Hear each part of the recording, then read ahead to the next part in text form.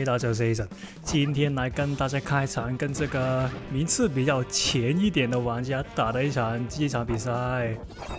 那这个玩家应该是49名嘛，还是50名？忘记了。但总之都是排名很前的印尼服玩家了。OK， 那影片开始前呢，如果大家喜欢的话，先订阅一下，谢谢。那来到这个影片。那这个玩家也是主流打法，就是以前我经常说的，用这个神行者加那些圣兽那种。不过他好像没有用圣兽，还是忘记了。我们等一下一边看一边来看他有没有用圣兽。那起码就是可以肯定的是他是有用这个神行者，对。所以你看到他现在用这个神行者张牙舞爪啊，对。那我们的打法就是像以往一样啊。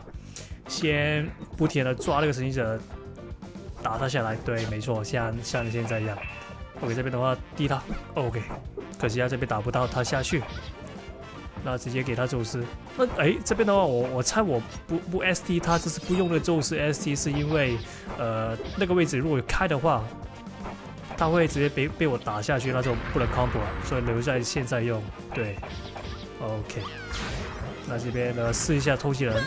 OK， 不错，突然哎呦，没想到那个反应那么快啊！但他好像没有 combo， 不知道偷了他雷招。OK， 我希望是偷到披风了，就是如果偷到披风的话，那就可以防止他开那个追求秘籍。那个小偷批其实那个机制是这样的，就是可能很多人以为是偷到对面雷招，你就回复雷招，这其实是不，这个是一个是错的，那个是错的观念。其实那个小偷批就是那个20神偷披风啊，它是首先你开的时候，它是从对面4招随机偷一招，然后如果他刚好你偷的那一招他没有技能的话。你是偷不到，那你就会偷失败。就是例如说，他有那个 SD， 但他其余3招都没有啊。那如果你偷到他披风的话，那你就会偷失败。OK， 那如果那个情况就是，如果你偷了他 SD， 就是刚才说他3招没有，如果他有 SD， 你刚好偷他 SD 的话，那你就可以回复你是4招技能其中1招。那他回复有一个排列的那个组合的，例如说你可能会回复那个 SD， 或者那个披风，又或者是头盔跟盔甲。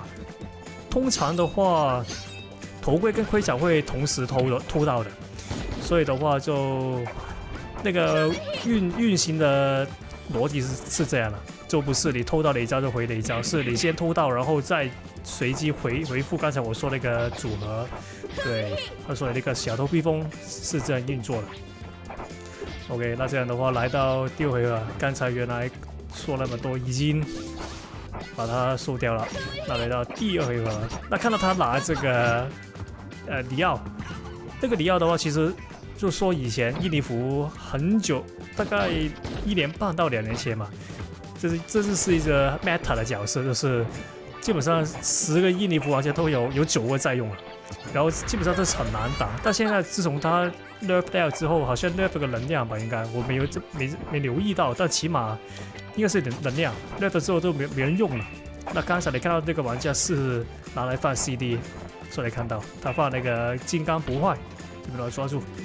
可惜没事，我还有披风，这边先别看，先看能不能再多骗他1招技能出来。那没事，这边的话我们还有披风的话就乘胜追击。小一点，可惜。这边他打算用那个无尽 SDR， 看来应该是好了。那刚才他应该剩那个1-2个单位的 CD， 小心点，可惜。这边的话我不停的抓不到他，就如果这个情况出现了3到4次的话，或者2到3次的话，那基本上我这回合的胜率就拉低了不少。OK， 这边抓到，但应该他有反撞，我猜。可惜，这边的话，不过也骗到他开那个盔甲，这边噔噔噔，再打一下，噔噔噔，可惜啊 ，OK， 这边没想到，直接让他把我炸了下去，而且这局的话比较不好运，不过没差，我们来到第3回合，刚才那个冰披风啊，其实也是不错用的。就是刚才那种情况，就是你不需要那么急，直接把那个 A 或 S 或者 D 那个功能按出来，你可以先挡一下。而且我发现啊，我之前跟其他玩家试过一次，就是那个刚才那种状况，就是用来吃伤害的那个模式，就是一开始那个模式，它伤害那个打回去那个伤害打回去的话，它是挺痛。就是如果例如说对面用宙斯，如果他 SD 里用那个冰披风全都挡下的话，他是基本上会吃1/3的伤害的。就是如果没什么，如果他没有换那个防御英雄的话，所以是很痛。那我们就可以先把那个模式先 hold 住一点，先别放出来。我这边他神行者用的挺不错，就是自从他那个神行者那个能量 nerf 掉之后，很久没有看过那些可以用神行者单英雄连接的玩家，所以我可以肯定这个玩家其实应该是比较偏向旧一点的 meta 打法的玩家，因为你看到他用那个50高手跟这个神行者的基本年纪，就是可以看得出来他应该是旧的玩家，旧时代玩家，所以跟这种旧时代玩家打的话，其实也挺好玩的。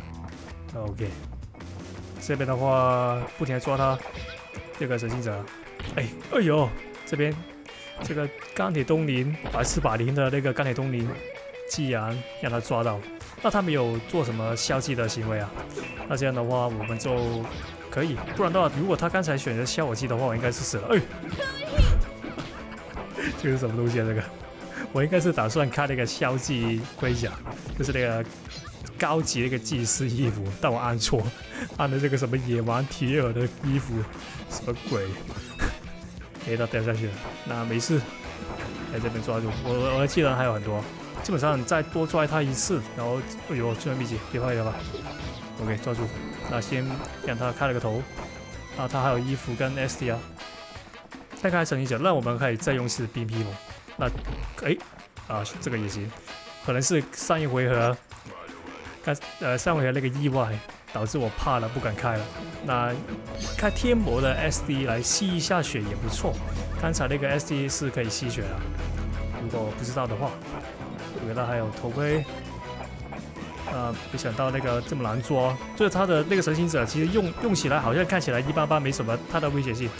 哎呦，这边，可惜，可以，还有 SD， 还有那个披风打下去。OK， 这个没想到可以用那个叉把它插下去啊，真的没想到。那来到第4回合，那第4回合它也是，他的神行者其实很难抓。要我说的话。就是它比一般的神行者用的那个手法看起来好像没什么两样，但打起来真的很难抓。你看我超时空，就是它不是那种因为很卡是抓不到那种难抓，是它的走位，就是那些那个细节的走位，导致我的超时空不停地抓不到它，所以它也是蛮强的。OK， 那这边的话。就可以看到，原来他没有用伸手。那我一开始就说错了，他是一个神行者那个 main， 那个主英雄是神行者的玩家。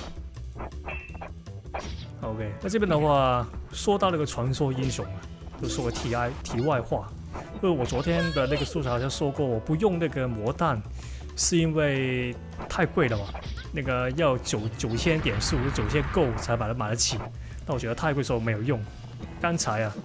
就是大概我在一个录音前1个小时吧，我手痒去抽那个150够的那个抽奖那个东西，就是它有一个抽奖东西150够，那我手痒去抽，然后让我抽到那个魔弹，就很幸运啊！这个魔弹应该是里面最难抽的东西，让我抽到了。